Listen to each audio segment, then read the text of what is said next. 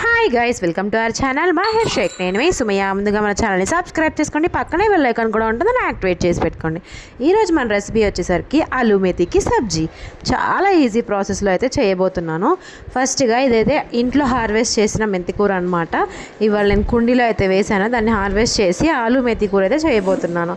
ఇంట్లో చేసుకుంటే కొంచెం హెల్దీగా హైజీన్గా ఉంటుంది అని చెప్పేసి.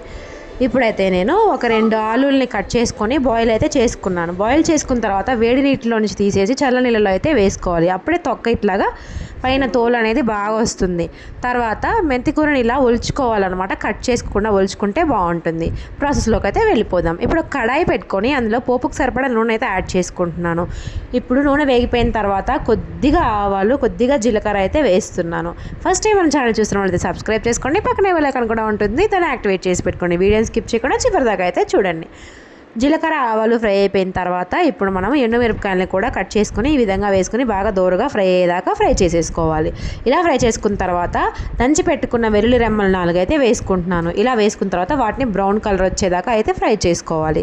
మీకు ఏమైనా ఇంట్రెస్టింగ్ వీడియోస్ ఏమైనా కావాలి అన్నా, ఏమైనా వ్లాగ్స్ కావాలి అన్నా, లేదు ఏమైనా రెసిపీస్ కావాలి అన్నా కానీ మన ఛానల్లో కామెంట్ చేయగలరు. మీరు కనుక కామెంట్ కనుక చేస్తే నేను నెక్స్ట్ వీడియోలో వాళ్ళ నేమ్ని అయితే మెన్షన్ చేసేస్తాను.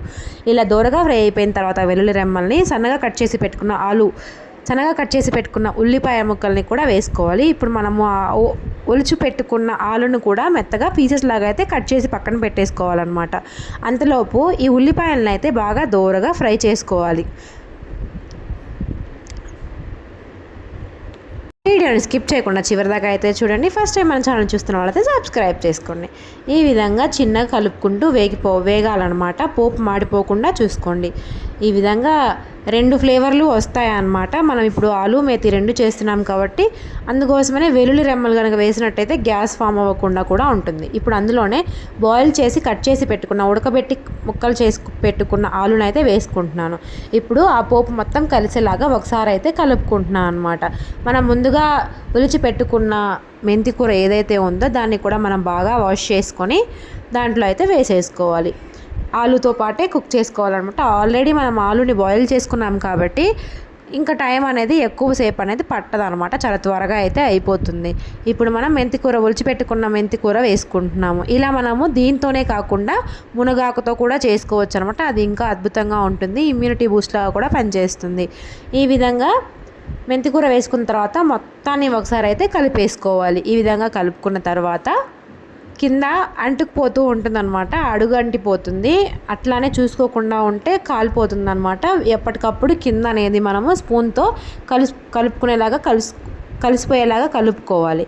ఇప్పుడు ఇలా కలుపుకున్న తర్వాత కొద్దిగా అల్లం వెల్లుల్లి పేస్ట్, కొద్దిగా పసుపు, కొద్దిగా ఉప్పునైతే యాడ్ చేసుకోవాలి. ఈ మూడింటిని యాడ్ చేసుకున్న తర్వాత మొత్తం ఒకసారి కలిపేసుకోవాలన్నమాట. అందుకోసమే ఆలూని మనము ఎక్కువ బాయిల్ అయితే చేయకూడదు. అప్పుడు ఎక్కువ బాయిల్ చేసినట్టయితే షేప్ అవుట్ అయిపోతాయి.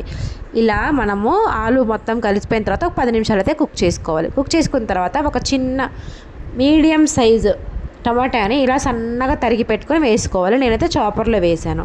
ఇలా ప్యూరీ వేసుకున్నా కానీ పర్వాలేదు. ఇలా వేసుకున్న తర్వాత మొత్తం బాగా కలిసేలాగా ఒకసారి అయితే కలుపుకోవాలి. ఆలూని ఏ షేప్లో అయితే కట్ చేసుకున్నామో అదే షేప్లో ఉండాలి అంటే మనం ఆలూని కరెక్ట్గా బాయిల్ చేసుకునే పద్ధతిలోనే ఉంటుంది. మనము ఎక్కువ బాయిల్ చేసినట్టయితే ఆలు బాగా రవ్వలాగా అయిపోయి మొత్తం కలిసిపోతే గుజ్జులాగా తయారవుతుంది అనమాట. అలా అవ్వకుండా ఉండాలి అంటే 60 to 70% కుక్ చేసుకుంటే సరిపోతుంది. ఈ విధంగా మొత్తాన్ని కుక్ చేసుకొని 10 నిమిషాలు కుక్ అయిన తర్వాత మనకి స్పైస్కి సరిపడా కారాన్ని కూడా యాడ్ చేసుకుంటున్నాను. వెల్లుల్లిపాయ కారాన్ని కూడా యాడ్ చేసుకోవచ్చు. ఈ విధంగా కారం యాడ్ చేసుకొని చివరిలో కొంచెం కొత్తిమీర కానీ కరివేపాకు పౌడర్ కానీ వేసుకుంటే చాలా అద్భుతంగా ఉంటుంది. తర్వాత ఇందులోనే 1 టేబుల్ స్పూన్ వరకు ధనియా పౌడర్, హోమ్మేడ్ ధనియా పౌడర్ అయితే వేస్తున్నాను. నేనైతే డ్రై కరివేపాకుని స్మాష్ చేసి ఇట్లాగైతే వేసుకుంటున్నాను. డైరెక్ట్గా కరివేపాకు వేస్తే మా ఇంట్లో పిల్లలు తినరు కాబట్టి ఇట్లాగా ఎండబెట్టేసి అప్పటికప్పుడు స్మాష్ చేసి వేస్తున్నాను అనమాట, చేత్తో నులిపేసి. ఇలా ఆలు మేతి మెథీకి సబ్జీ అయితే రెడీ అయిపోయింది. చాలా ఈజీ ప్రాసెస్లో ఇలా ఆలు మెథీకి సబ్జీ చేసుకొని తిన్నారు అంటే బగారా రైస్తో తింటే ఈ ఆలు మెథీ సబ్జీ అనేది చాలా అద్భుతంగా ఉంటుంది. చపాతీ, దోశ, పూరీలో కూడా బాగుంటుంది అనమాట. ఈ రెసిపీ మీకు నచ్చిందని అనుకుంటున్నాను. నచ్చితే కనుక ఒక లైక్ చేసి, షేర్ చేసి, సబ్స్క్రైబ్ చేసుకోండి. పక్కనే బెల్ ఐకాన్ కూడా ఉంటుంది, దాన్ని యాక్టివేట్ చేసి పెట్టుకోండి. నేను మీకు కలిపి కూడా చూపిస్తాను. అయ్యో ముద్దకూర లాగుందే కలవదేమో అనుకుంటారు, కానీ మొత్తాన్ని గట్టిగా కలిపితే చూడండి ఎంత బాగా కలిసిపోయిందో. కర్రీ అనేది ఇలా నేను రాగి చపాతీతో కూడా సర్వ్ చేశాను. నేను మధ్యాహ్నం రైస్తో తిని ఈవినింగ్ చపాతీతో తిన్నా అనమాట. సో చాలా అద్భుతంగా కుదురుతుంది. ఎటువంటి టెక్నిక్స్ ఏం అవసరం లేదు, చాలా ఈజీ ప్రాసెస్లో అయితే చూపించేశాను. మీరు కూడా ఒకసారి ట్రై చేసి ఎలా వచ్చిందనే దాన్ని కామెంట్ చేసేయండి. Thank you so much for watching guys. Don't forget to subscribe. Thank you.